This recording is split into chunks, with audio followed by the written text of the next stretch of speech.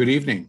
This is the Elliott wave update for the S&P 500 for Tuesday, June 28th, 2022. The very interesting turn of events today where the markets appeared like they wanted to continue to rally, which would be for the S&P to get above that 36.48-49 level, which it did, but not by a whole lot. And then we saw a pretty strong reversal come in today. If we look at the daily chart, we can see that the market did just kind of like attempt to get up there, got up actually to that 50 level, right on the nose, and then failed in a big way. So what does that tell us and what is really going on? Let's take a look starting here on the daily chart. On the daily chart, I continue to run both counts parallel with one another.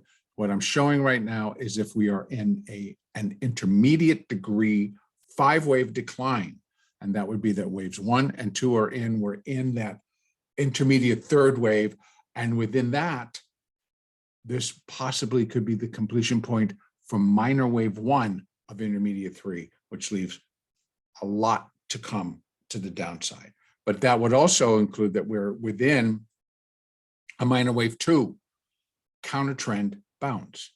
And that counter trend bounce does still have upside potential. And as you'll notice, I have put an ABC here, but that's on a sub-minute level. What is above that, I have not labeled because the market needs to tell us from this point as to what this is going to end up being. So I'm going to drop down and let's review the upside. And then I'll go right into the downside and we'll get both looks and we'll see what the market may have in store for us tomorrow. I believe we'll get our answers tomorrow. Let me say that. Okay, so the market today did attempt to rally. Initially, put in a nice little opening green bar and got itself up to 39.50 before. That was rejected and the market just began to head lower. So what did all of this turn out to be? Yes, it made a slight new high over what we did yesterday, but I'm putting the top here. And I'll tell you again, and I sometimes I'll do that because of the difference in the closes. And it makes it much cleaner to see that that was a completion point for an ABC. Here we have another 3 waves thus far. So it could be a 1, a 2, maybe the start of a 3, etc., or an A, a B, and a C, and then we put another, like this would be wave A, this could be wave B. That pertains to that upside count. If indeed the market is going to turn its tail and begin to head higher again, I have to tell you that it needs to do it, and it needs to do it very quickly, break back above these moving averages. More importantly, get itself back above the 50 and the 20, to put you much together right here between 38.80 and 38.84-85, but it needs to get above there without stopping it. We're not going to have a cup of coffee. We're just going. And so the buyers have to overtake the market the way the sellers did today.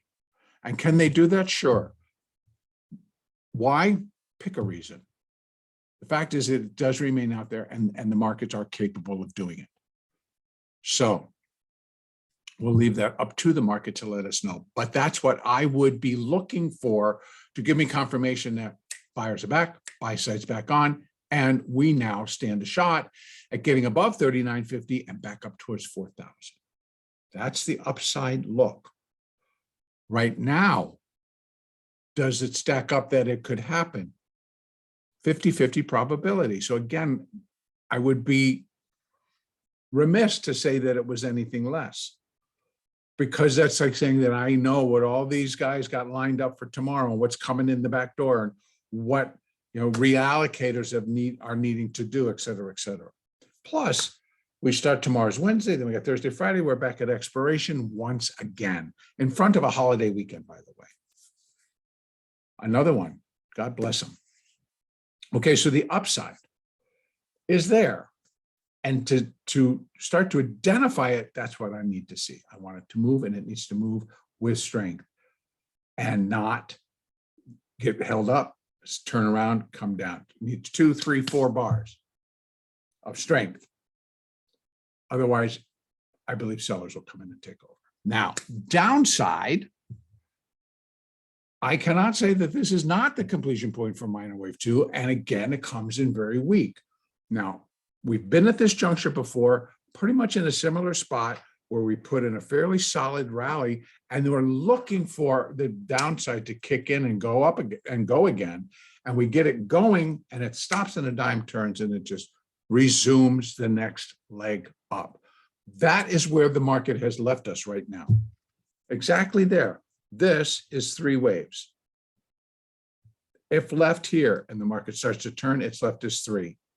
So we've already come down below the EMA, and that was at 38.39, 38.40, and a little bit below some, which could be support, but doesn't necessarily mean anything.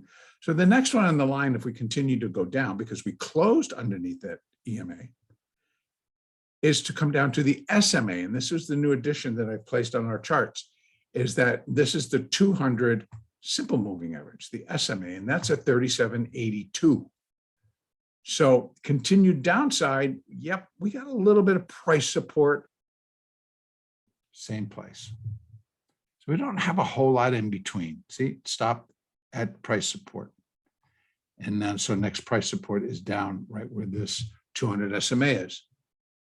So that would be the next step.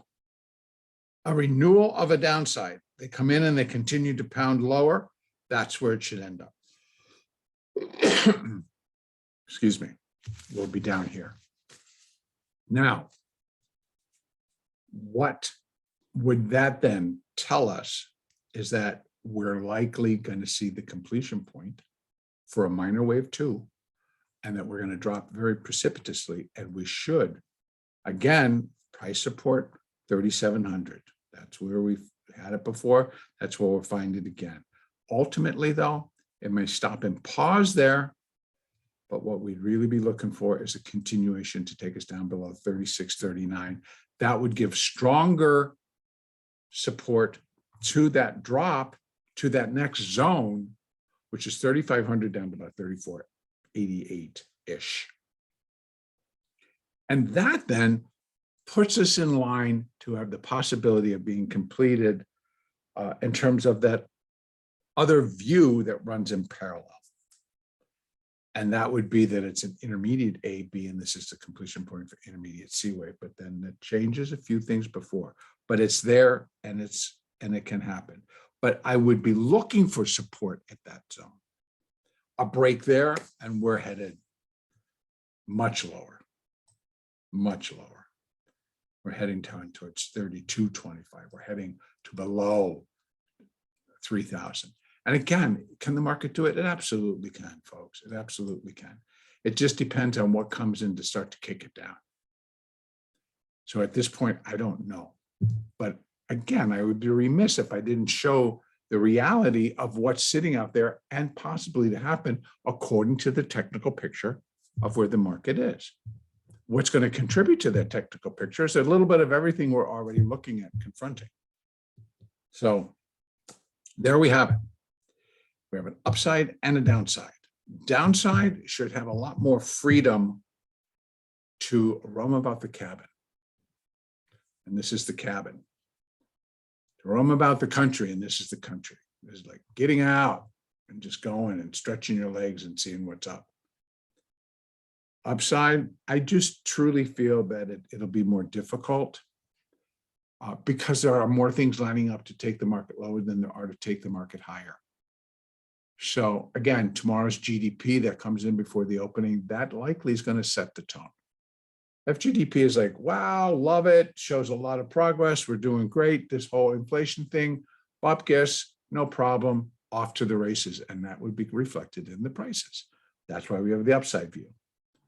But if it doesn't, and it comes in and it continues to show that we're doing a little bit more of a downward slope, then I would assume that the sellers will be back, will take over. And again, I don't know how Asia is going to respond once Globex opens here in a minute, or how Europe will respond once Europe opens in another bit of time. So I'm going to leave it right there. We have both sides, upside, downside, trade using the moving averages, trade the price action, trade without bias. Don't be bullish, don't be bearish, and here we go.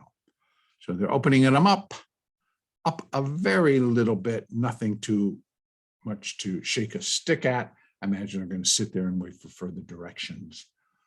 And our next update will be on Wednesday, the 29th.